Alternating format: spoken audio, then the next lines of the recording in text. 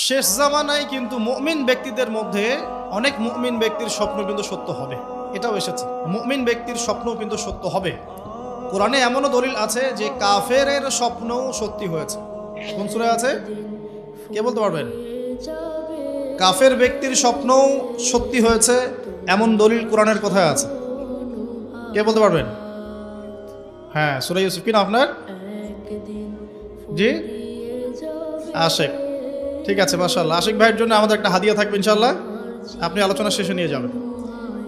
তো ইউসুফ আলাইহিস সালামের যে ঘটনা সূরা ইউসুফ, সেখানে আছে যে অমুসলিম দুজন ব্যক্তির স্বপ্ন সত্য হয়েছে, হয় নাই? একজন এসে বলেছেন আমার মাথায় রুটি রুটি খেয়ে নিচ্ছে পাখি। আরেকজন বলেছে আমার হাতে ছিল শরাব, এই শরাব আমি পান করাচ্ছি রাজাকে, বাদশাকে। ইউসুফ আলাইহিস সালাম বললেন যে পান করাচ্ছে বাদশাকে সে নাজাত পেয়ে যাবে জেল থেকে, আর যার মাথা থেকে রুটি খাওয়া হচ্ছে তাকে শুলদণ্ড দেওয়া হবে। ঘটনা সত্য ছিল তো? আচ্ছা, এখানে এই দুই ব্যক্তি কিন্তু মুসলিম নন, তারা কিন্তু অমুসলিম। তো যেটা বলছিলাম যে আল্লাহর পক্ষ থেকে মুমিন ব্যক্তিকে সত্য স্বপ্ন দেখানো হতে পারে শেষ জামানায়, বেশি বেশি হতে পারে। তাই যখন ভালো কোনো স্বপ্ন দেখবেন শুকরিয়া আদায় করবেন আল্লাহর কাছে। আর যদি খারাপ কোনো স্বপ্ন দেখেন তাহলে কাউকে বলতে যাবেন না। খারাপ স্বপ্ন দেখলে কাউকে বলতে যাবেন না, বরং 2 রাকাত নামাজ পড়ে আল্লাহর কাছে আশ্রয় চাইবেন। আল্লাহ, আমি এই খারাপ স্বপ্ন দেখেছি, এর থেকে তোমার কাছে আমি আশ্রয় প্রার্থনা করছি। পবিত্র কোরআনুল কারীমে সূরা আলে ইমরান এর 19 নম্বর আয়াতে আল্লাহ পাক বলছেন, বা'দা আউযু বিল্লাহি মিনাশ শাইতানির রাজীম, ইন্না দীনা ইনদাল্লাহিল ইসলাম। আল্লাহ রাব্বুল আলামিন নিজে বলছেন যে নিশ্চয়ই আল্লাহর কাছে একমাত্র গ্রহণযোগ্য দিন বা জীবন ব্যবস্থার নাম কি? ইসলাম। ইসলাম শব্দের অর্থ কি? আমরা বলি শান্তি। সত্যিকার অর্থে ইসলাম শব্দের অর্থ হচ্ছে আত্মসমর্পণ করা। কি করা? আত্মসমর্পণ করা। যে ব্যক্তি আত্মসমর্পণ করে, যে ব্যক্তি ইসলাম পরিপূর্ণরূপে পালন করে, তাকে আমরা বলি মুসলিম।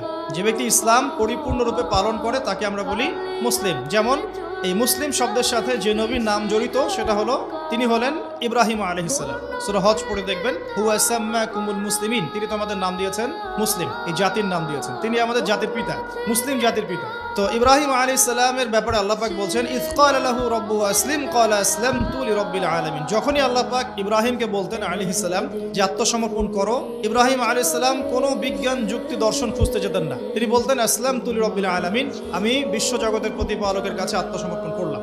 উদাহরণ দিচ্ছি, আল্লাহ রাব্বুল আলামিন ইব্রাহিম আলাইহিস সালামকে বলেছিলেন স্ত্রী এবং সন্তানকে জনমানব শূন্য কাবা ঘরের পাশে রেখে আসতে। ঠিক আছে, জানি তো আমরা। ইব্রাহিম আলাইহিস সালাম জানতেন সেখানে কোনো মানুষ নেই, কোনো পানি নেই, কোনো প্রাণীও নেই, না খাবার আছে, না পানি আছে, না কোনো প্রাণী আছে। এরপরেও তিনি স্ত্রী এবং সন্তানকে সেখানে রেখে আসলেন। আল্লাহ পাককে প্রশ্ন করলেন না কেন রেখে আসবো, এর পিছনে কারণ কি, যুক্তি কি, দর্শন কি, জিজ্ঞেস করেছেন? ইয ক্বালা লাহু রাব্বুহু আসলিম, যখনই আল্লাহ পাক বলেছেন আত্মসমর্পণ করো, মেনে নাও, তিনি বলেছেন আসলামতু, আমি মেনে নিলাম, লিরাব্বিল আলামিন। আল্লাহ রাব্বুল আলামিন তাকে বলেছেন যে তোমার সন্তান ছোট, হয়তো বয়স হবে 10, 12 বা 15 বছর। আল্লাহ পাক তাকে বলছেন সন্তানকে জবাই করতে হবে। কি করতে হবে?